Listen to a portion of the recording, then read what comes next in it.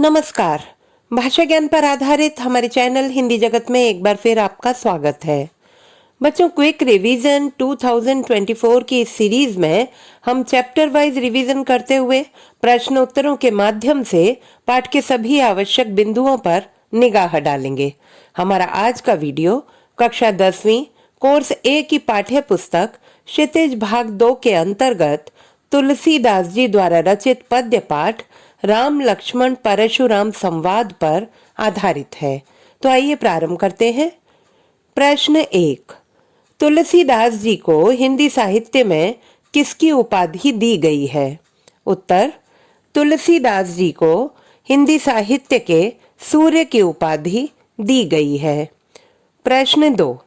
राम लक्ष्मण परशुराम संवाद किस महाकाव्य से अवतरित है? इसमें किस प्रसंग का उल्लेख किया गया है?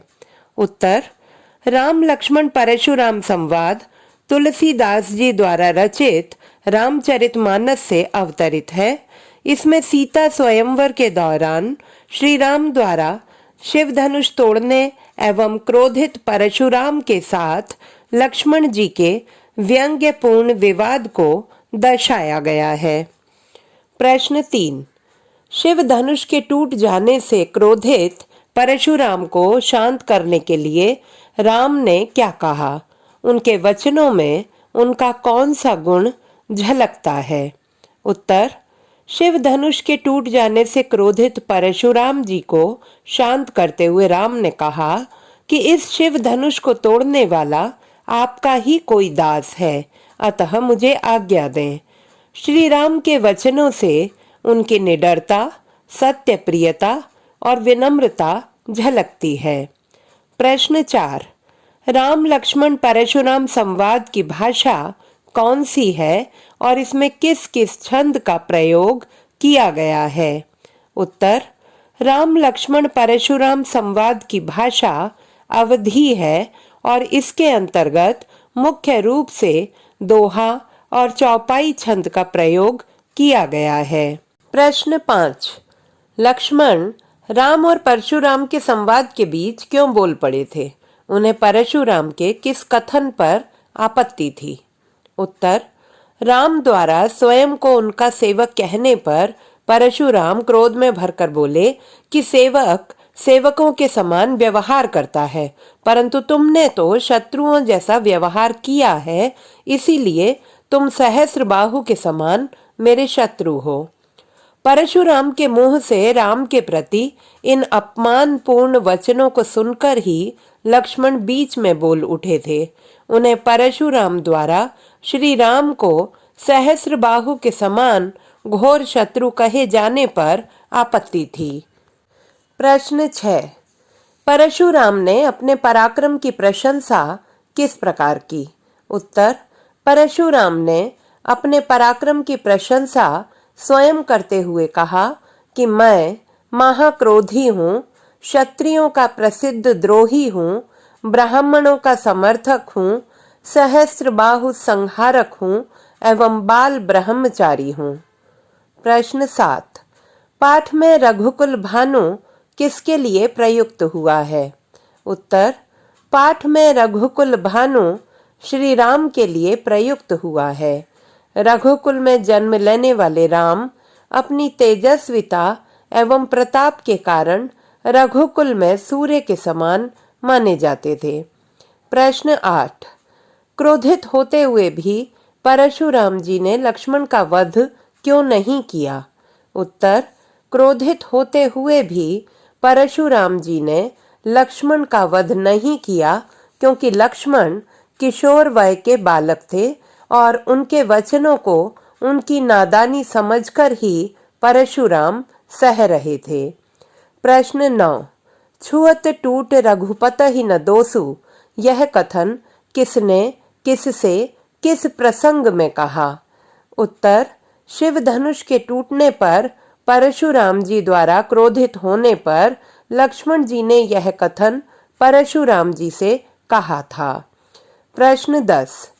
मुनि ही हरिअरे सूज का क्या अर्थ है?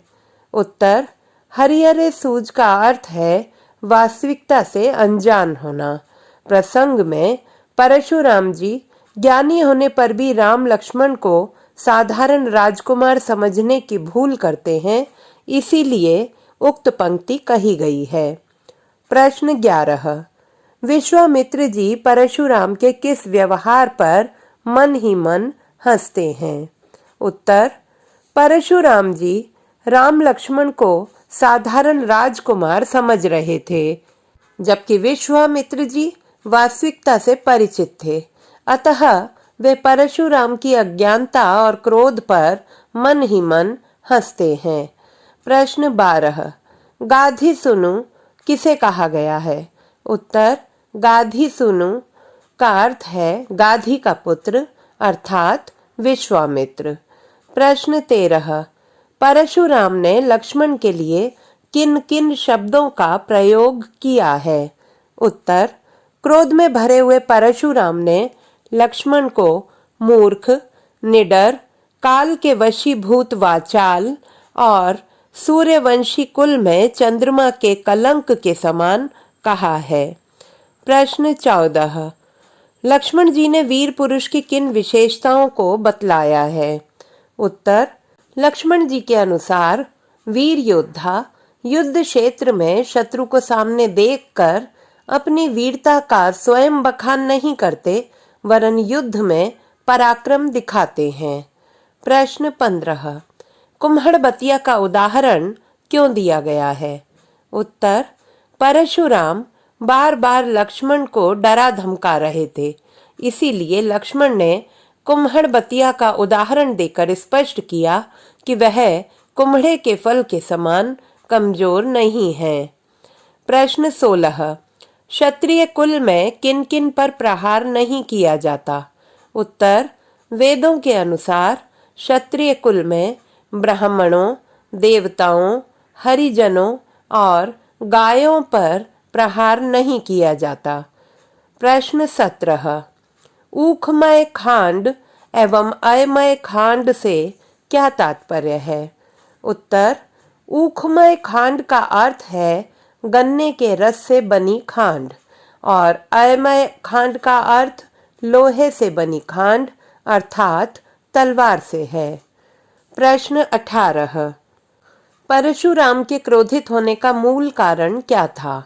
उत्तर, परशुराम शिव धनुष को टूटा देखकर पहले से ही क्रोधित थे। उस पर लक्ष्मण जी की व्यंग्यपूर्ण बातों एवं उनके द्वारा परशुराम का मजाक उड़ाए जाने ने उनके क्रोध की अग्नि में घी डालने का काम किया। प्रश्न 19। लक्ष्मण ने परशुराम को गुरु का ऋण चुकाने के लिए क्या कहा? उत्तर, लक्ष्मण ने परशुराम को गुरु का ऋण चुकाने के लिए किसी हिसाब किताब करने वाले को बुला लेने के बारे में कहा। प्रश्न 20। परशुराम किसके वंशज थे? उन्हें भृगुवर क्यों कहा जाता है? उत्तर, परशुराम श्रेष्ठ ऋषि भृगु के वंशज थे, इसीलिए उन्हें भृगुवर कहा जाता है। प्रश्न 21। धनुष भंग करने वाली सभा में एकत्रित लोग हाय हाय क्यों पुकारने लगे थे? उत्तर, धनुष भंग करने वाली सभा में एकत्रित लोग परशुराम के क्रोध को देखकर भयभीत थे। ऐसे में लक्ष्मण के तीखे कटाक्षों को सुनकर परशुराम क्रोध में अपना फरसा संभालने लगे, जिसे देखकर सभा में हाहाकार मच गया। प्रश्न 22। क्रोध से बात और बिगड़ जाती है, कैसे? उत्तर, यह सत्य है कि क्रोध से बात और अधिक बिगड़ जाती है। राम लक्ष्मण परशुराम संवाद में भी परशुराम जी के क्रोधवश कटु वचन बोलने पर लक्ष्मण भी क्रोधित होकर उनकी गरिमा और अवस्था का ध्यान न रखते हुए व्यंग्य पूर्वक कठोर वचन कहते हैं। यदि उस समय श्री राम अपने विनम्र वचनों से परशुराम के क्रोध को शांत न करते तो परिणाम अनिष्टकारी हो सकते थे। प्रश्न 23। परशुराम ने किस तरह लक्ष्मण को डराने का प्रयास किया? उत्तर, लक्ष्मण को डराने का प्रयास करते हुए परशुराम ने कहा कि अरे दुष्ट, क्या तूने मेरे स्वभाव के बारे में नहीं सुना? क्या तू मुझे साधारण मुनि समझता है? मैं बाल ब्रह्मचारी और अत्यंत क्रोधी व्यक्ति हूँ। मैं पूरे क्षत्रिय कुल के घोर शत्रु के रूप में प्रसिद्ध हूँ। मैंने अपनी भुजाओं के बल से पृथ्वी को अनेक बार राजाओं से रहित किया है और ब्राह्मणों को दान में दे दिया है। मेरे फरसे ने भी सहस्त्रबाहु की भुजाओं को काट डाला था। मेरा फरसा इतना भयानक है कि यह गर्भ में पल रहे बच्चों पर भी दया नहीं दिखाता। मैं तुझे बालक समझकर ही अब तक तेरा वध नहीं कर रहा हूँ। तो बच्चों, आशा करती हूँ कि यह वीडियो आपकी परीक्षा में न केवल वस्तुनिष्ठ प्रश्न, वर्णनात्मक प्रश्नों की तैयारी में भी अत्यंत सहायक सिद्ध होगा। क्विक रिवीजन सीरीज 2024 में हमारे अन्य पाठों पर आधारित आगामी वीडियोस देखना ना भूलें। भाषा संबंधी किसी भी समस्या के समाधान हेतु बने रहिए सुनीता भटनागर हिंदी जगत के साथ। आपका दिन शुभ हो। All the best.